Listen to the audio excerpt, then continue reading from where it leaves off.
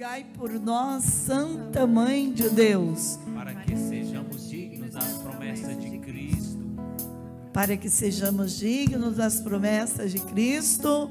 Amém. Rogai por nós, Santa Mãe de Deus, para que sejamos dignos das promessas de Cristo.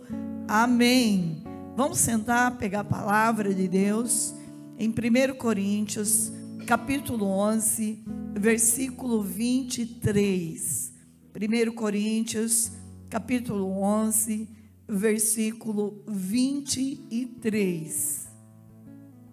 A palavra de Deus diz para nós o seguinte: eu recebi do Senhor o que vos transmiti.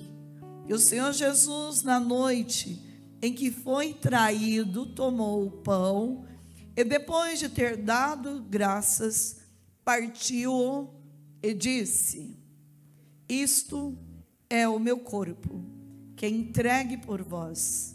Fazei isto em memória de mim. Do mesmo modo, depois de haver ceado, tomou também o cálice, dizendo: este cálice é a nova aliança do meu sangue.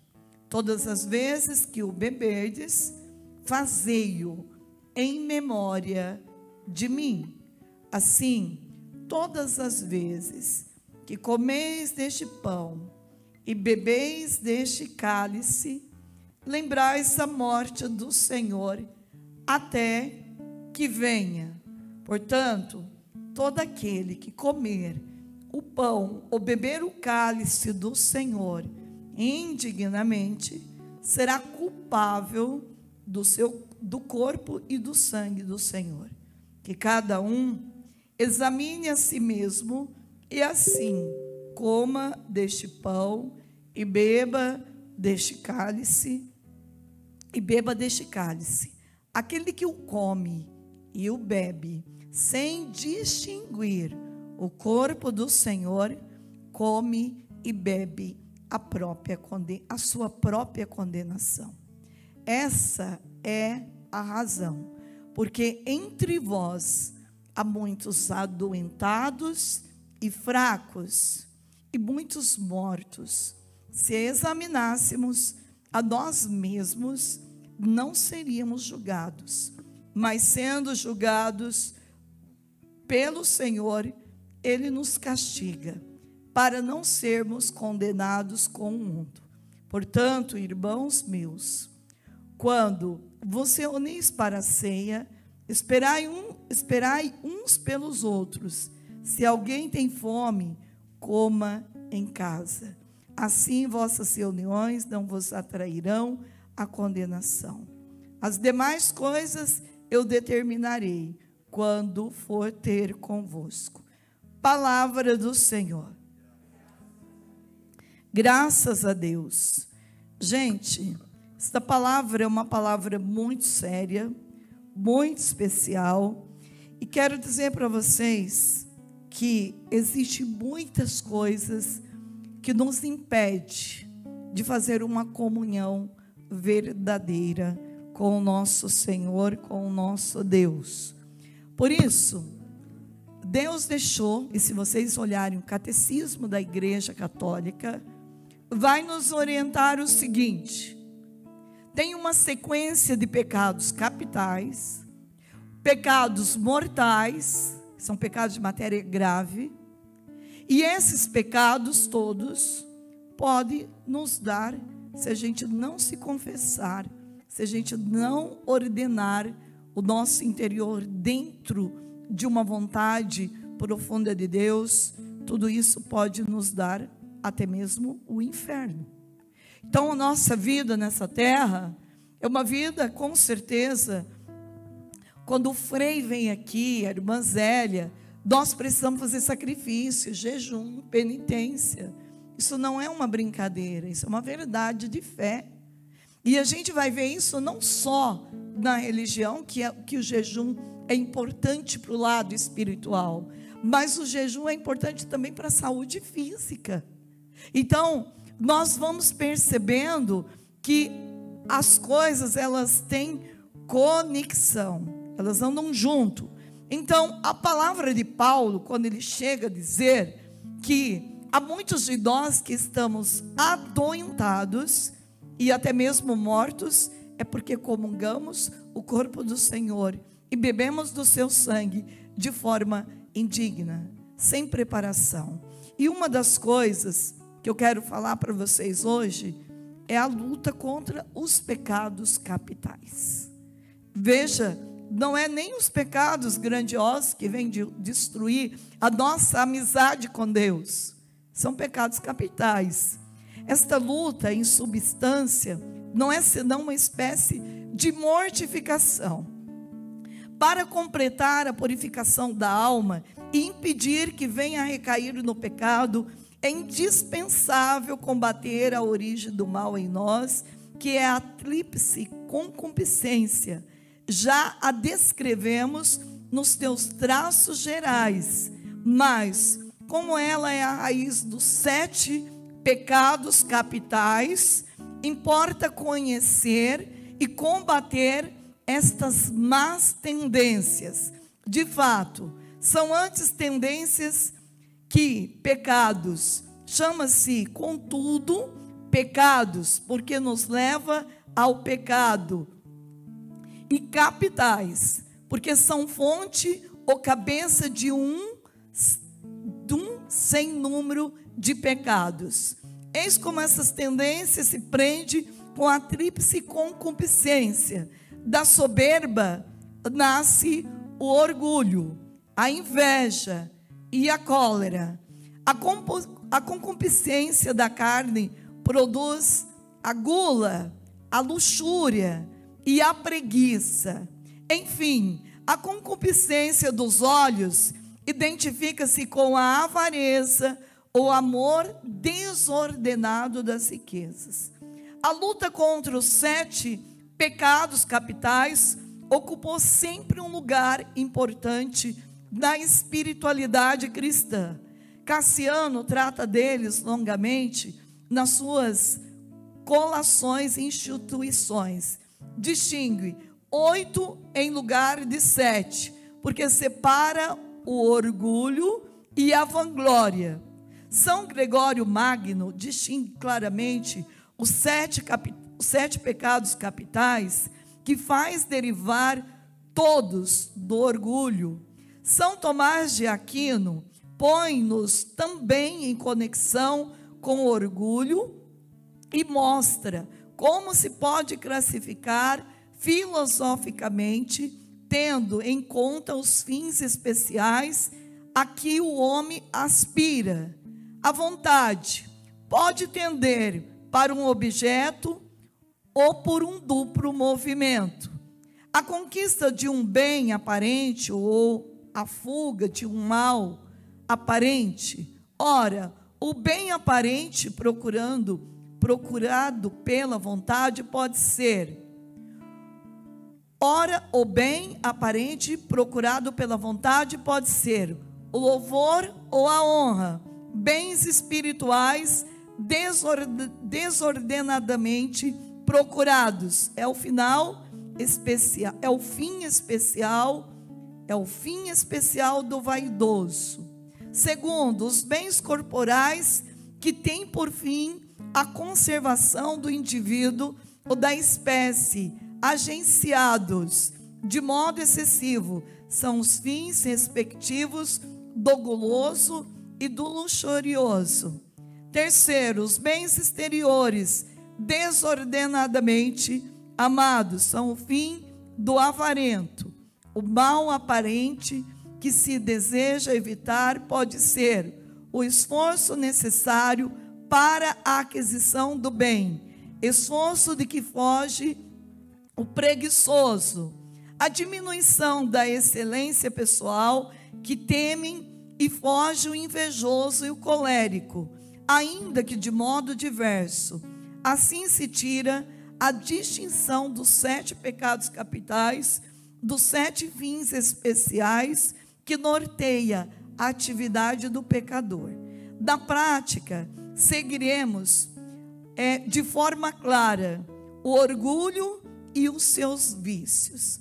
Então, entender que quando eu sou orgulhosa, então eu desencadeio uma sequência de pecados e de vícios.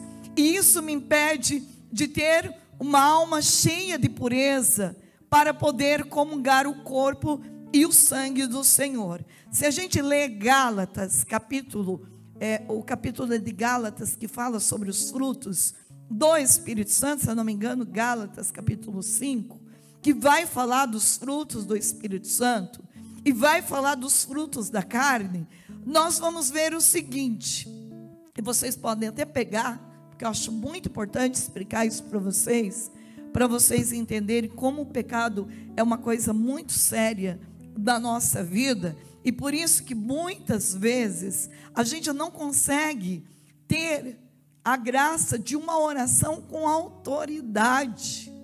E nós precisamos, em primeiro lugar, vencer estes pecados da carne. Nós precisamos entender que um pecado, se eu não venci ele ainda, ele continua sendo uma brecha para o inimigo agir e enfraquecer a minha relação com Deus, enfraquecer a minha autoridade orante. E é por isso que muitas vezes a gente vem aqui, a gente reza, e a gente não consegue ter luz no caminho, porque a gente precisa de contrição, como o Salmo 50. Rezar o Salmo 50 para desenvolver uma contrição verdadeira em nosso coração, como o salmista. E se tem um ato de contrição perfeito, é o Salmo 50. Ele nos leva a ter, graças a Deus, uma libertação daquilo que se chama desordem do nosso corpo. O pecado, ele é uma desordem dentro de nós. E nós precisamos entender isso, porque existe o sacramento da confissão, para a gente poder ir se purificando. Cada vez que eu tenho contrição do meu pecado, cada vez que eu recaio nele e confesso diante do sacerdote, ele vai perdendo a autoridade e a força, ao ponto que a raiz deste pecado é destruída. Então, nesta hora eu sei que eu superei este pecado, que eu venci ele. Veja, capítulo 5. Esta palavra para mim é uma palavra muito importante, porque às vezes a gente não presta atenção que pecados capitais nos levam para o inferno. A gente precisa estar muito atento a isso. Olha aqui, Gálatas 5, versículo 13. Veja o que diz esta palavra. Vós, irmãos, foste chamado para o quê? Para a liberdade. Olha para o teu irmão, diga isso. Você foi escolhido, chamado por Deus para a liberdade. Agora entenda bem, quem vive o pecado vive a liberdade, vive a escravidão. É muito importante a gente entender isso. A liberdade é ficar fora do pecado. Então a palavra diz assim: vós, irmãos, foste chamado à liberdade. Não abuseis, porém, da liberdade como pretexto para prazeres carnais. Pelo contrário, fazei-vos servos um dos outros pela caridade, porque toda a lei se encerra num preceito: amarás o teu próximo como a ti mesmo. Mas se vos mordeis e vos devorais, vede que não acabeis por vos destruirdes uns aos outros.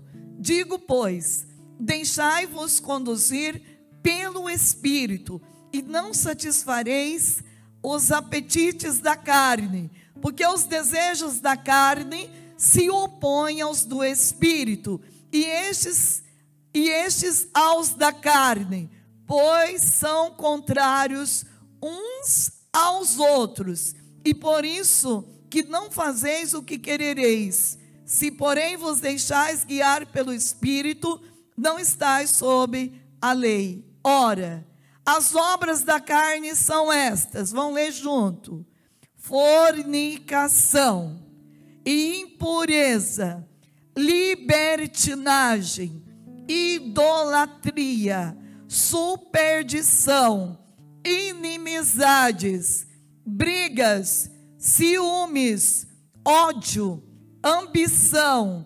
discórdias, partidos, invejas, bebedeiras, orgias e outras coisas semelhantes.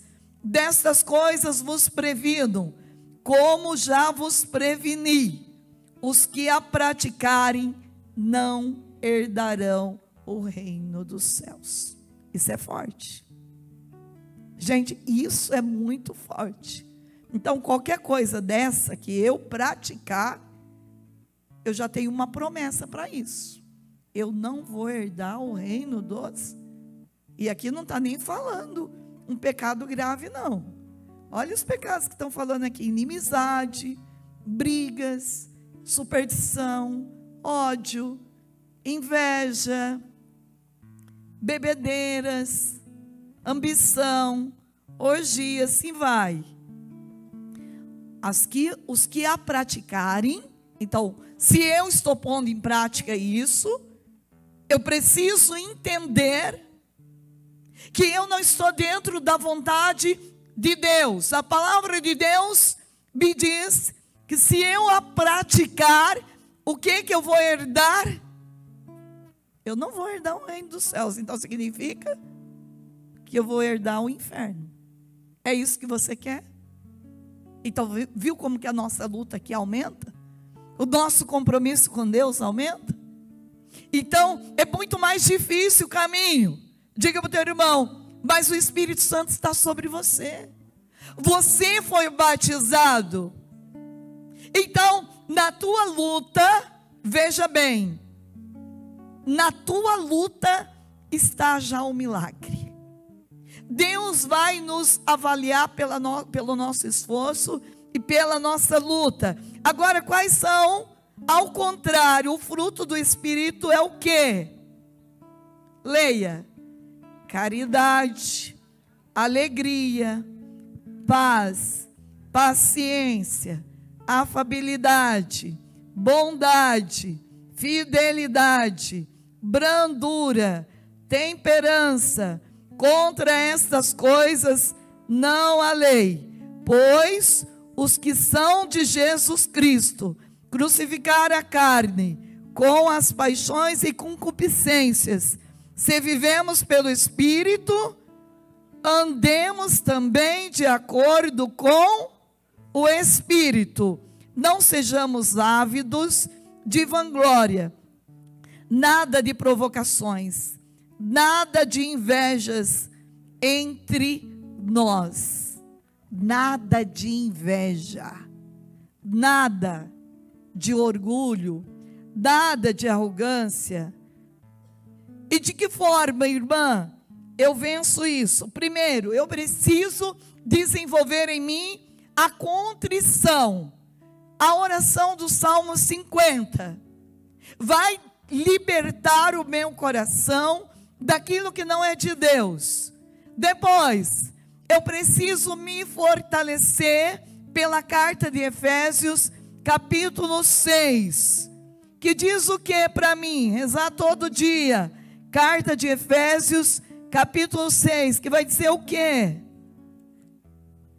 Finalmente, irmãos, Efésios 6:10. Finalmente, irmãos, fortalecei-vos no Senhor, pelo seu soberano poder, revesti-vos da armadura de Deus, para que possais resistir às ciladas do demônio, pois não é contra homens de carne e sangue que temos de lutar, mas contra os principados e potestades, contra os príncipes deste mundo tenebroso, contra as forças espirituais do mal espalhada nos ares.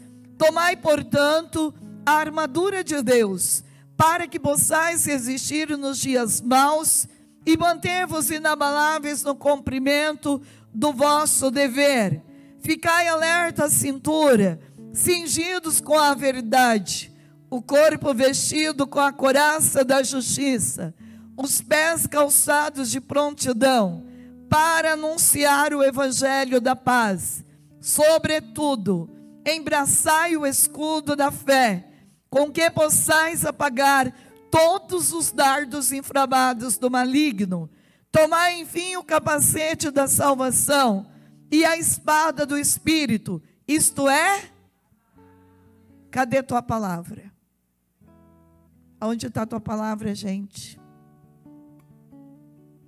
Tem muitos que não estão com a palavra. Diga para o teu irmão, é a palavra. Celular não é palavra, a palavra. Renuncie esta preguiça e carregue a Bíblia. Palavra de Deus, está aqui, ó. Tomai, enfim, o capacete da salvação, a espada do Espírito, que é a palavra de Deus. Nós precisamos ficar mais tempo com a palavra de Deus. Intensificai as vossas invocações e súplicas. Orai em toda circunstância. De que forma? Pelo Espírito. Vocês estão lendo aí? Diga para o teu irmão, orai pelo Espírito, meu irmão. Orai pela força do Espírito Santo. Veja, intensificai as vossas invocações e súplicas, orai em toda circunstância pelo Espírito, no qual perseverai em intensa vigília de súplica por todos os cristãos. E orai também por mim, para que me seja dado anunciar corajosamente o mistério do Evangelho, do qual eu sou embaixador prisioneiro, e que eu saiba pregá-lo publicamente e com desassombro, como é o meu dever. Pega agora Apocalipse 21. Eu quero que vocês conheçam a palavra de Deus, para vocês não acharem que eu estou falando da minha cabeça, né? Pega Apocalipse 21. Apocalipse 21. Apocalipse é uma carta lindíssima. Nós deveríamos ler ela inteirinha, porque ela é maravilhosa. É uma carta que nos mostra o futuro, a esperança. Nos mostra o quanto que Deus nos ama. É uma carta de orientação. Veja, aqui também está mostrando os filhos que vão para o inferno. Capítulo 21, versículo 5. Então, o que está sentado no trono disse: eis que eu renovo todas as coisas. Disse ainda: escreve, porque estas palavras são fiéis e verdadeiras. Novamente me disse: está pronto, eu sou o alfa e o ômega, o começo e o fim. A quem tem sede, eu darei gratuitamente de beber da fonte da vida, da fonte da água viva. O vencedor herderá tudo isso. Eu serei seu Deus e ele será meu filho. Agora veja, os tíbios, os infiéis. O que a gente está falando todo dia para vocês? Da fidelidade. Olha aqui, os tíbios, os infiéis, os depravados, os homicidas, os impuros, os maléficos, os idólatras e todos os mentirosos terão como quião o tanque ardente do fogo e o enxofre, a segunda morte. De forma clara terá o inferno. Então nós nascemos para ser pessoas verdadeiras. Nós nascemos para fazer o bem. E por isso, a palavra de Deus, se nós vamos lendo, principalmente as cartas de São Paulo, nós vamos descobrindo o quanto que nós temos a graça do Espírito Santo para fazer as coisas de forma correta, para fazer as coisas de forma bela. Mas o que acontece conosco? que nós não fazemos. Por quê? Porque nós ainda não usamos aquilo que é a arma de Deus para viver de acordo com a palavra de Deus. Então nós precisamos voltar o nosso coração para uma vida mais intensa e orante. Não podemos levar uma vida de qualquer jeito. Veja, a mãe de Santo Agostinho rezava muito pela conversão dele. E ele continuava vivendo uma vida fora daquilo que era os preceitos e a educação que a mãe dava para ele. Santo Agostinho, para ele a vida deste mundo só tinha valor com os prazeres da terra.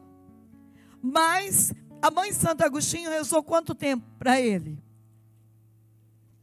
Mais de 30 anos. Todo dia ela ia na igreja para rezar os Pai Nosso pela conversão do filho. Por quê que ela ia para a igreja? Porque ela sabia que dentro da igreja tem uma autoridade muito forte para libertar uma pessoa.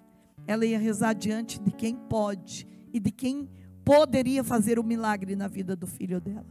Ela não desistiu daquele filho. Ela rezava diariamente por ele. Até que um dia, ele, movido pela ação do Espírito Santo, ele, pela força da palavra de Deus, ele recebeu a graça da conversão. E veja, Santo Agostinho escreveu muito o livro de Confissões, que é um livro para mim muito bom, muito difícil, mas é um livro que nos mostra um caminho que nós podemos fazer neste mundo. E a palavra de Deus que ele abriu, que ele leu naquela hora, era uma palavra de renúncia do pecado, que deixasse esta vida velha para viver uma vida de aperfeiçoamento diante de Deus. E aquela palavra mexeu com ele de tal forma que ele muda de vida, ele se torna santo, doutor da igreja. Nós precisamos lutar contra o pecado todo dia, todo instante. Por isso, o orgulho. Quais são os vícios do orgulho? O orgulho é um desvio daquele sentimento legítimo que nos leva a estimar o que há de bem em nós e a procurar a estima dos outros na medida em que ela é útil às boas relações que devemos manter com eles. Não há dúvida que podemos e devemos estimar o que Deus pôs em nós de bom, reconhecendo que Ele é o primeiro princípio. Não é isso que está aí na palavra? O ômega e o alfa e ômega, Ele é o princípio e o último, fim de tudo. É um sentimento que honra a Deus e nos leva a respeitar-nos a nós mesmos. Olha que lindo que é isso. Quando eu entendo que dentro de mim está uma força profética, pelo poder do batismo, eu recebi a graça de poder vencer os vícios da minha vida, o pecado. Quando eu entendo que dentro de mim está a fonte do bem, reconhecer que eu sou boa, que a bondade vem de Deus, vem da força e da graça de Deus. Eu nasci para fazer o bem. Quando eu deixo de fazer o bem, quando eu não reconheço esse senhorio de Jesus, quando eu não vejo que Ele, então, está dentro de mim, eu devo respeitar. O meu corpo tem uma presença, o teu corpo tem uma presença de Deus. E por isso, você deve reverenciar o Deus que está em você. Cuidar do teu corpo é reverenciar o Deus que habita dentro de você. Zelar da tua conduta de vida, não deixar com que a prática do mal domine os teus sentimentos, é uma referência, um reverenciar o Deus que se esconde dentro de você. É reverenciar o Deus que você comunga na Eucaristia todos os dias. Você não pode colocar um Deus no meio de um monte de lixo. Não. Você vai limpar a casa do teu coração, como diz São Paulo, para comungar o corpo e o sangue do Senhor. Tem gente que não confessa mais do que um ano. A igreja pede o mínimo para nós, pelo menos uma vez por ano. E tem gente que não confessa mais de 20 anos. Veja como está a casa e ainda vai para a igreja e comunga Jesus. Gente, isso é comungar a própria condenação. É desobedecer aquilo que a palavra de Deus nos orienta. E por isso que há muita gente que vai na igreja todo dia, não se converte, está pior do que estava. Gente doente. A Eucaristia é um remédio que cura, que liberta. E por que não está libertando? Por que não está curando? Porque eu não estou reconhecendo o sagrado. Eu não estou limpando a casa do meu coração. Diz Nossa Senhora da Aparição em vários lugares, que pelo menos uma vez por mês deveríamos confessar. Pelo menos uma vez por mês. E por que não confessamos? Por causa do orgulho. Isso aqui é uma praga na vida do cristão. O orgulho maldito. Eu vou confessar com homem? Já ouviu alguém dizer assim? E eu vou confessar com homem? Claro que ele é homem. Só que ele tem uma graça a mais como homem. Ele é sacerdote. Diz o Salmo, segundo a ordem do rei Melquisedeque. Ele é sacerdote aqui no céu e para sempre. E só o sacerdote pode levantar as mãos dele após você confessar o teu pecado e dizer: eu te absolvo de todo o teu pecado, no poder, no nome do Pai, do Filho e do Espírito Santo. Ele não diz: no nome meu eu estou te absolvendo o teu pecado, mas no nome da Santíssima Trindade eu absolvo o teu pecado. E nesta hora o céu sela ali, porque Deus disse: tudo o que Pedro ligasse na terra seria ligado no céu. E esta força, ela está no sacerdote, é a igreja. O que o padre desliga ali, está sendo desligado no céu. Mas eu preciso entender, a prática de confessar é um exorcismo constante. O demônio odeia gente que confessa. Porque após o padre levantar as mãos e absorver o teu pecado, não importa o tamanho do teu pecado. O que é um pecado contra o Espírito Santo? É quando você diminui a misericórdia de Deus e coloca teu pecado maior do que a misericórdia de Deus. Não existe pecado que Deus não possa perdoar. Todos, quando tem contrição, arrependimento, por mais que seja o pior pecado, o único pecado que Deus não pode perdoar é quando você faz do teu pecado maior do que a misericórdia de Deus. Esse é o pecado contra o Espírito Santo. Então, eu pequei, eu tenho que ter humildade, não ser orgulhosa.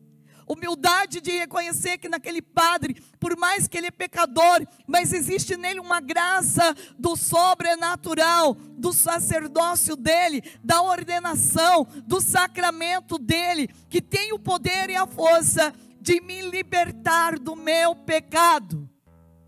Gente, quando a gente confessa, a gente tem uma vida de leveza. A vida da gente é outra. A gente não pode ser orgulhoso. E olha o que está falando aqui. Isso é muito sério. Nós precisamos entender isso. Lembrar-nos de que Jesus é não somente o nosso modelo, mas ainda o nosso colaborador. E apoiar-nos com confiança nele. Seguros de que nele podemos empreender e realizar tudo na ordem da salvação. Eu preciso entender, não há dúvida que podemos e devemos estimar o que Deus pôs em nós de bom, reconhecendo que Ele é o primeiro, princípio e o último, fim de tudo, é um sentimento que honra a Deus e nos leva a respeitar-nos a nós mesmos. Pode ser outro sim, desejar que os outros vejam esse bem, que o apreciem e deem por ele glória a Deus. Do mesmo modo que devemos reconhecer e estimar as qualidades do próximo. Muita estima não faz senão favorecer as boas relações que existem entre os homens. O livro O Diálogo de Santa Catarina de Sena. Só tirar essa blusa que já estou com calor.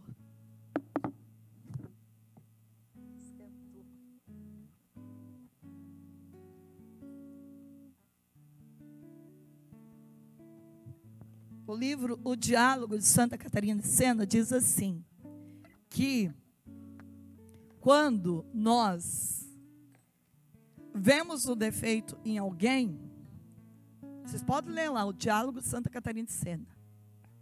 Quando você vê o defeito de alguém, o defeito é teu mesmo. Você enxerga como um espelho quem você é. O que você tem enxergado na vida do outro? Quando você olha para o outro e fala assim, nossa, esse cara é chato, hein?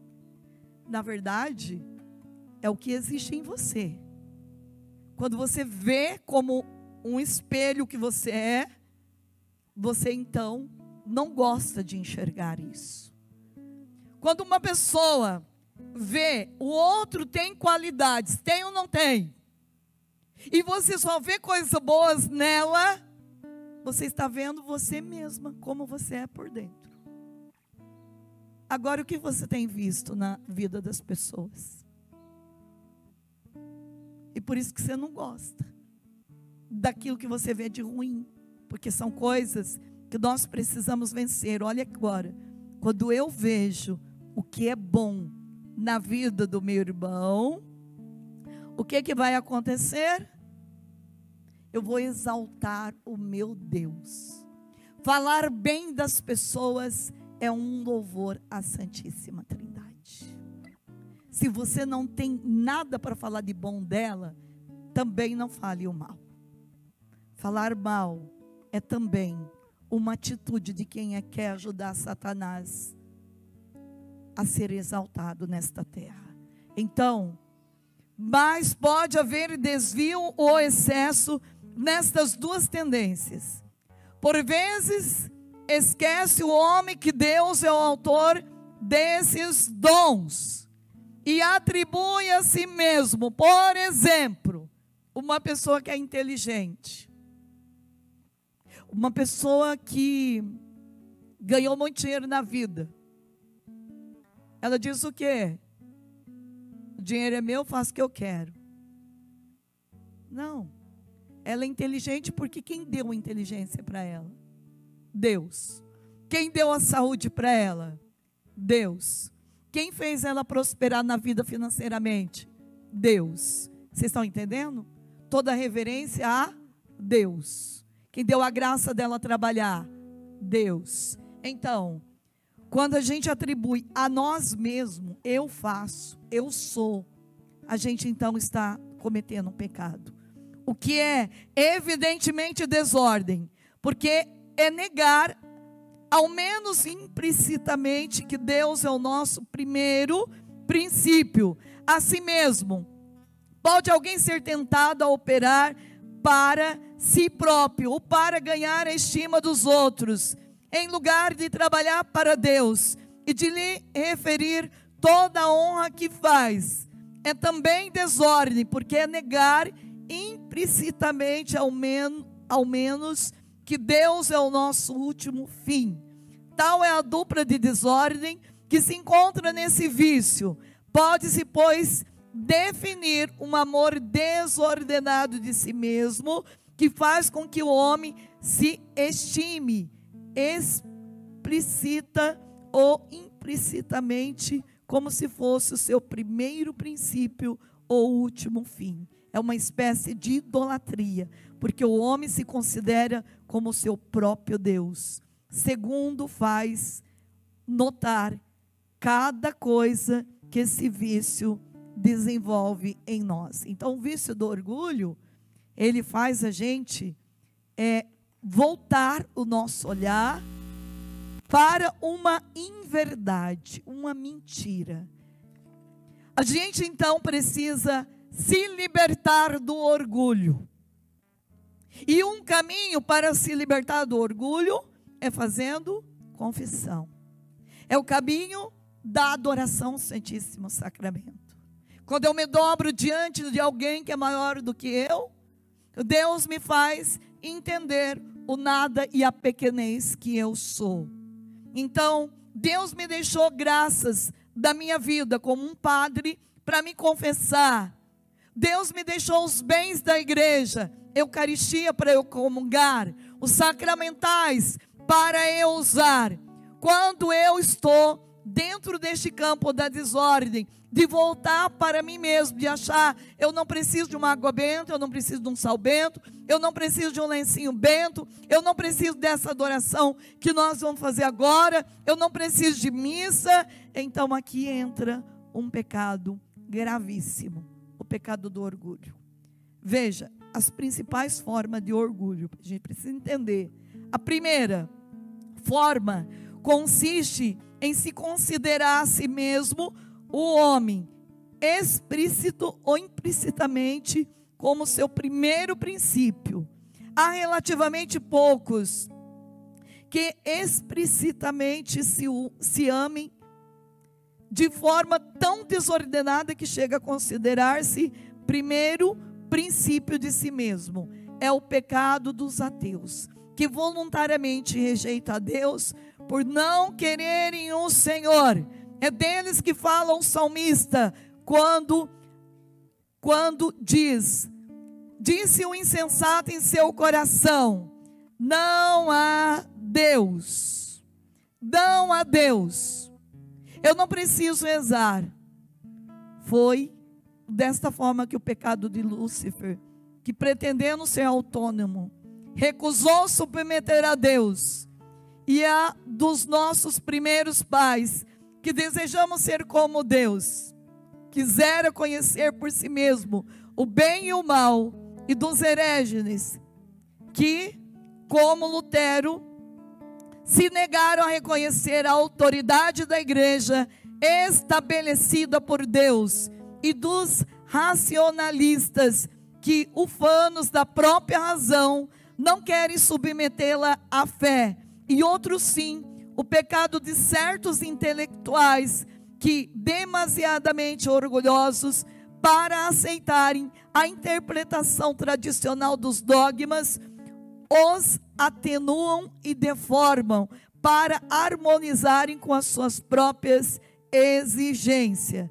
Então, eu preciso deixar que o Espírito Santo faça crescer dentro de mim o amor pela Santa Igreja. Santa Teresa d'Ávila dizia assim: eu prefiro errar com a minha igreja do que acertar sozinho. Quantas pessoas saíram da igreja por orgulho, porque não quiseram submeter a obediência a um papa, a um bispo, à igreja. Então, fora da igreja, meus amados, nós não somos ninguém. Deus deixou esta graça para nós aqui, para viver uma vida de harmonia e de profundidade com Deus. Sou eu que escolho. Deus me deu a liberdade de seguir o caminho dele, mas a partir do momento que eu estou dentro dessa igreja, eu posso fazer dela o que eu quero? Não, eu sou submissa. Tenho ou não tenho umas regras para me viver? Muitas. Eu preciso então ser humilde o suficiente para entender que nelas está a vontade de Deus para a minha vida. Mesmo que um padre erra comigo, eu preciso entender que Deus vai acertar pela minha obediência. Não cabe a mim julgar, falar mal da igreja, falar mal de um padre, por mais pecador que ele seja. Vocês estão entendendo isso? Nós viemos para cá porque nós queremos ser diferente. É maior o número dos que caem implicitamente neste defeito, procedendo como se os dons naturais e sobrenaturais que Deus nos liberalizou fossem completamente nossos. Os dons que recebemos vêm do Espírito Santo. Afinal, o dia que você foi batizado, o padre pegou e disse para você que estava vendendo aqueles dons para você? Não. Dou gratuitamente. No dia da tua crisma, o que é que o bispo ou o sacerdote fez? Dou gratuitamente. Então, quais são os dons do Espírito Santo que está dentro de você? Dom da ciência, da inteligência, do temor a Deus, dom da piedade. É ou não é? Dom da fortaleza, dom do conselho. Deus te deu gratuitamente. Então, quando você usa desses dons, você está usando em nome de alguém maior do que você. Em nome de Deus, da Santíssima Trindade. Ele não é nosso, ele é um bem que vem do céu. Deus nos deu de forma gratuita para que usássemos deste dom. A quem se compraza nas suas qualidades e merecimento, como se fosse o único autor deles.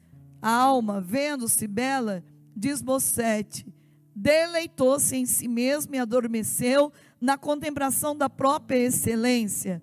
Deixou o momento de se referir a Deus, esqueceu a própria dependência. Primeiramente demorou-se, depois entregou-se a si mesmo, mas procurando ser livre até se emancipar de Deus e das leis da justiça, tornou o homem cativo do seu pecado. Mais grave é o orgulho dos que se atribuem a si mesmo a prática das virtudes, como estoicos, dos que imaginam que os dons gratuitos de Deus são frutos dos nossos merecimentos e que as nossas boas obras nos pertencem mais do que a Deus, quando em realidade é Ele a sua causa principal, ou enfim, dos que nelas se comprazem como se fossem unicamente suas. E este mesmo princípio que faz o que o orgulhoso exagere as suas qualidades pessoais, fecha os olhos sobre os próprios defeitos e remiram-se as qualidades com óculos de aumento.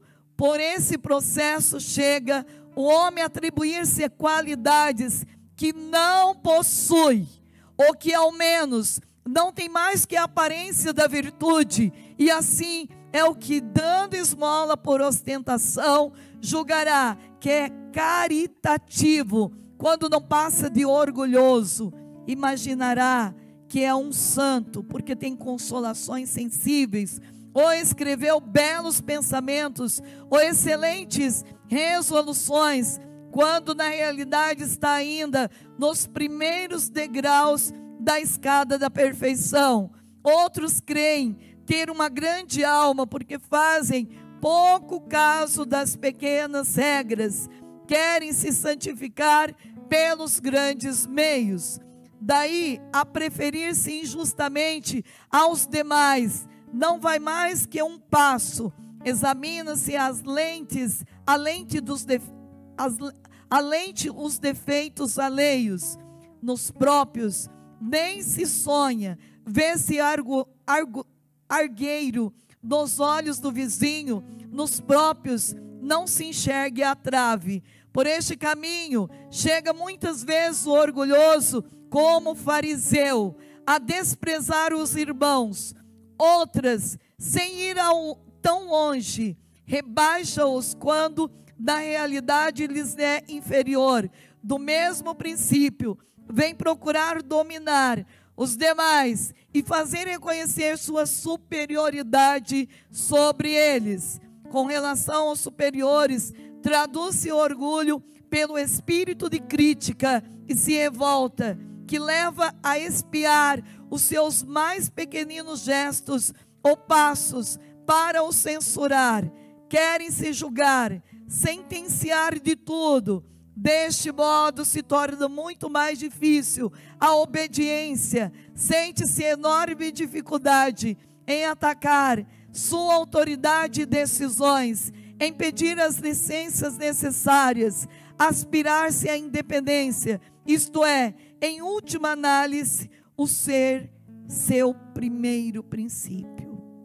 Esta é uma forma de orgulho que tem arrancado muitas pessoas da presença de Deus. E hoje nós estamos vivendo no mundo que as pessoas hoje não têm respeito nenhum pelo outro. E principalmente quando ela ganhou, isso não é só talvez na forma de uma pessoa que cresceu de uma profissão, também dentro da igreja.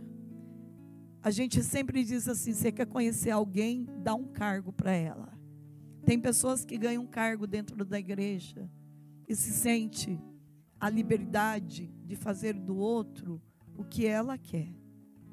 A verdadeira autoridade, dizia Santo Afonso Maria de Ligório, é quando ele dá o exemplo daquilo que vem de Deus. Ele educa pelo exemplo. Ele educa pelo testemunho. Isso sim é santidade. Nós podemos muitas vezes destruir a relação de alguém com Deus por causa deste orgulho, de achar que em mim está a única verdade e eu não respeito o que Deus faz através do outro. Eu não escuto o outro, eu não dou atenção ao outro. Então, nós precisamos crescer muito na escuta com Deus, para ser generoso. Como é bom quando a gente é reconhecido, porque a gente faz o bem. Como é triste ser reconhecido, porque a gente é maldoso. Como é triste quando alguém foge da gente, porque não suporta nem olhar para o nosso rosto. Como é bom quando as pessoas sentem que nós somos como uma flor, né? Onde a abelha chega para pegar o néctar. Ela vem, ela é atraída por aquele doce que está ali naquela planta. Como é bom e maravilhoso a gente se libertar destas raízes que nos enfraquecem na nossa relação com Jesus eucarístico.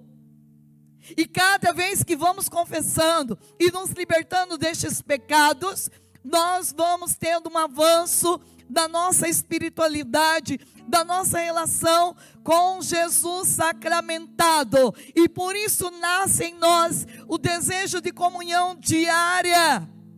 Todo dia nós precisamos comungar o corpo e o sangue do Senhor. E o dia que a gente não consegue ir, o que nasce no nosso coração? Saudade de Deus. Precisamos ter saudade de alguém que nos dá o quê? Nos dá tudo, gratuitamente. Nos dá tudo. Então, a segunda forma do orgulho consiste-se em considerar a si mesmo explícita ou implicitamente como seu último fim, fazendo as próprias ações sem as referir a Deus, e desejando ser louvado, como se elas fossem completamente suas. Esse defeito deriva do primeiro, pois quem se considera como seu primeiro princípio, quer ser também o seu último fim. Aqui seria mister renovar as distinções já feitas. Como se libertar disso?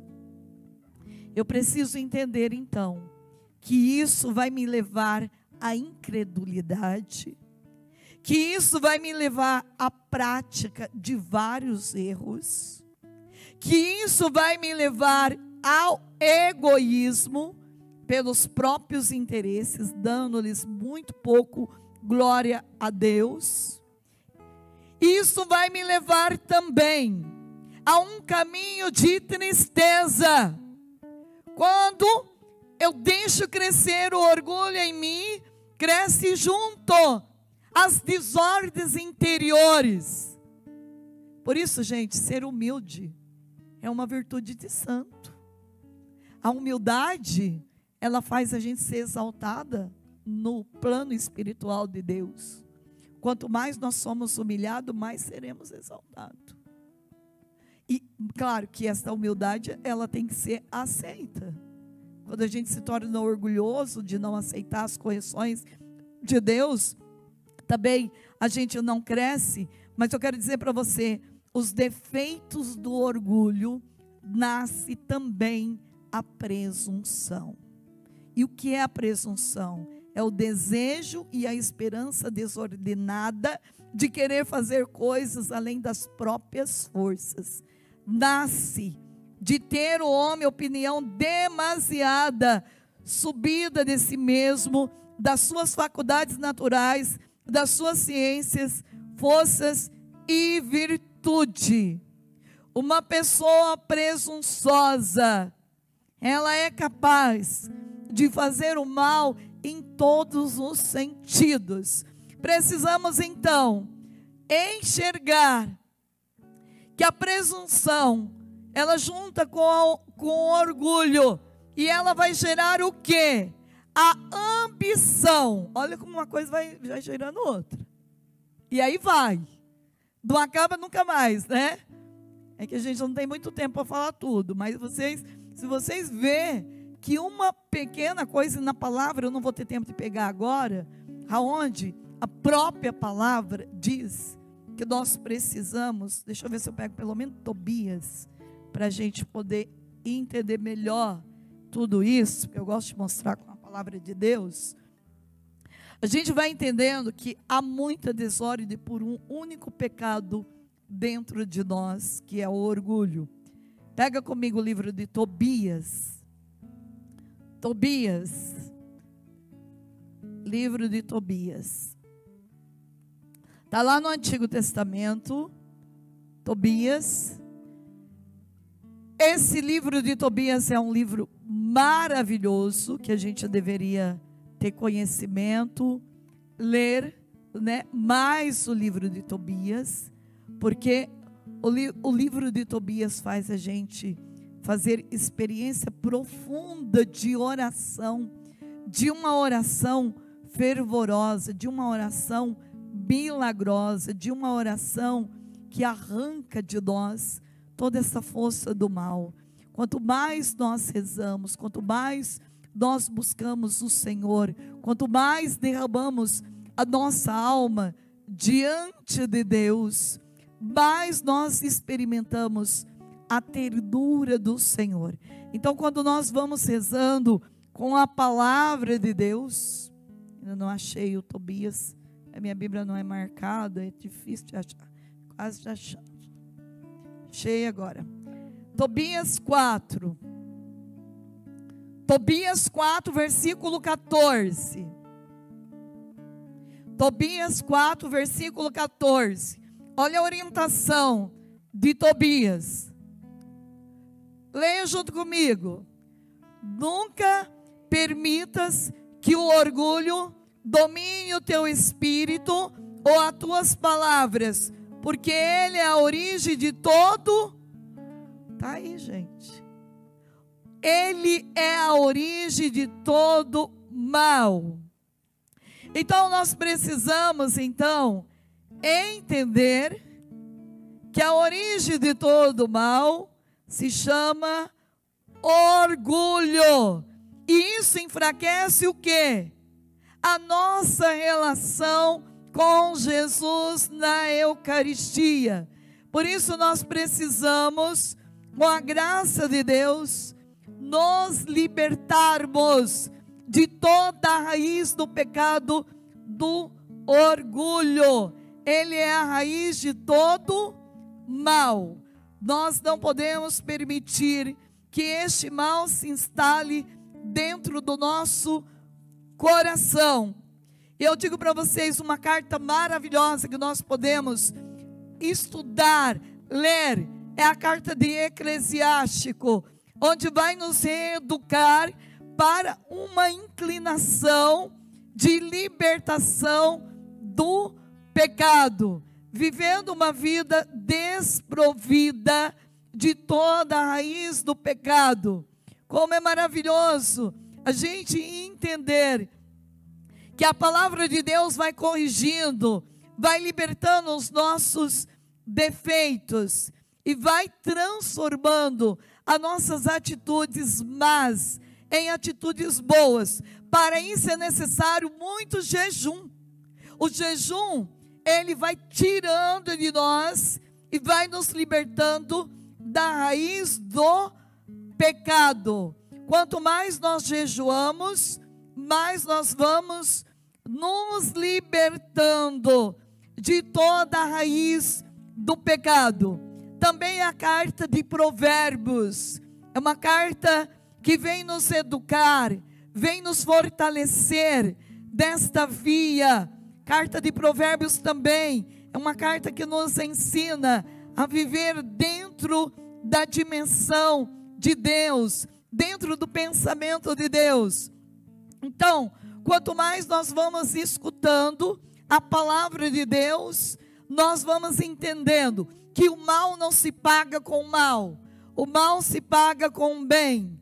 O orgulho se destrói com a humildade. E quanto mais nós vamos entendendo a palavra de Deus, ela vai arrancando de nós esta força. Então, o orgulho junto com a presunção, ele vai dar o quê? Ambição. E é o que está acontecendo hoje. A desordem da ambição pode se manifestar de 3 maneiras, diz Santo Agostinho: buscando as honras que se não merece e ultrapassa aos nossos meios, buscando para si a segunda coisa, buscando para si, para a própria glória e não para a glória de Deus. Terceiro, parando no gozo das honras por si mesmas, sem as fazer servir ao bem dos outros, em contrário da ordem estabelecida por Deus, que exige que os superiores trabalhem pelo bem dos inferiores. E quero dizer para vocês, meus amados, quanto mais nós buscamos crescer na humildade, mais nós vamos desvendando o mistério de quem é Deus. Deus é humilde, Deus é santo, e portanto, quanto mais eu vou entendendo que eu preciso destruir a raiz do pecado que está em mim, também pela a força da ambição, eu vou desenvolvendo dentro do meu ser a malícia da vaidade. Há um desejo de ser estimado que não é desordem, desejar que as nossas qualidades naturais ou sobrenaturais sejam reconhecidas para Deus, ser por elas glorificada é nossa influência para o bem, ser por este modo aumentada em si não é pecado. A ordem pede efetivamente que o bem seja estimado, contanto que se reconheça que Deus é o autor de todo bem, e só Ele deve ser, por isso, louvado e engrandecido, quando muito pode-se dizer que é arriscado demorar o pensamento em desejos desses, porque se corre perigo de desejar a estima dos outros para fins egoístas. A desordem consiste, pois, em querer ser estimado por si mesmo, sem referir esta honra a Deus, que em nós pôs tudo quanto há de bom. Então, quando eu faço bem, quando alguém chega para você e diz assim: olha, você foi instrumento de Deus para a minha vida no dia de hoje. É ou não é uma verdade que a pessoa está dizendo? Você tem ou não tem consciência que você fez o bem para essa pessoa? Mas você tem consciência que quem fez isso em você foi quem? Deus. E é isso que Nossa Senhora faz no Magnífica. Minha alma glorifica ao Senhor, meu espírito exulta de alegria em Deus, meu Salvador, porque ela olhou para a sua pobre serva. Por isso, desde agora, todas as gerações me proclamarão de bem-aventurada, porque o Senhor fez em mim maravilhas. Agora, quando eu não atribuo isso a quem merece, então entra na parte do pecado. O pecado do orgulho, o pecado da ambição, o pecado do egoísmo, o pecado da vaidade, e assim vai. Eu poderia ficar falando para vocês aqui o que uma coisa vai gerando outra o dia inteiro, e a gente não ia ter um fim, porque é muito grande esta força do pecado, e Satanás, ele quer nos prender com um desses pecados. Ele não quer que você cresça nem na humildade, nem na santidade. O demônio não quer que você reza. Quando você dobra o teu joelho para rezar, o que nós vamos fazer agora, adorar o Senhor, quando ele sabe que nós estamos na via certa, ele sabe que ele já perdeu, ele já é perdedor, e ele fará de tudo para a gente não continuar firme. Quem que traz a preguiça para não rezar? É o próprio demônio. Ele é preguiçoso, ele não quer que ninguém reza. Quem que traz a mentira? É ele. Ele é o pai da mentira. Então, a partir do momento que eu entendo que todo louvor, toda reverência ao meu Deus, eu vou lutar o dia inteiro fazendo mortificação, fazendo sacrifício. Para quê? Porque eu quero chegar na missa, que é o louvor por excelência. Eu quero me unir aos santos, aos anjos, aos arcanjos, aos querubins. Eu quero vir para a missa como Santa Elizabeth da Trindade, para fazer uma experiência profunda de céu. Eu quero rezar o dia inteiro, para quando Jesus passar aqui no meio de nós, eu entender quem está me tocando é Cristo. Eu não estou olhando para um pedaço de pão, eu estou olhando para um rei, para um Senhor, que é o dono deste mundo, é o começo e o fim, está na mão deles, está na mão dele, a decisão de curar, de libertar alguém, está na mão dele, de me dar a salvação, de me dar o paraíso, de me dar o céu. Está na mão dele me perdoar pela minha confissão, quando o padre levanta suas mãos para absorver o meu pecado. É isso que São Paulo quer que nós entendemos desta palavra. Muitos corações estão doentes e muitos mortos, que não têm ânimo mais de vir para a igreja, que não acreditam mais na igreja, porque comunga o corpo do Senhor e bebe do seu sangue, sem reconhecer que ali está um Deus milagroso. É impossível uma pessoa comungar Jesus todo dia e não ter mudança de vida. É impossível. Eu digo para vocês, se tem uma coisa que na minha vida ela fez toda a diferença, é comunhão diária. E por isso, eu digo com toda convicção, eu trabalhava, eu estudava, eu tinha uma casa para cuidar, que morava eu, meu irmão, minha filhada e minha irmã.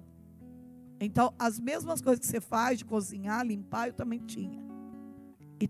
Entretanto, eu ia de 2 a 3 missas por dia, todos os dias. Por quê?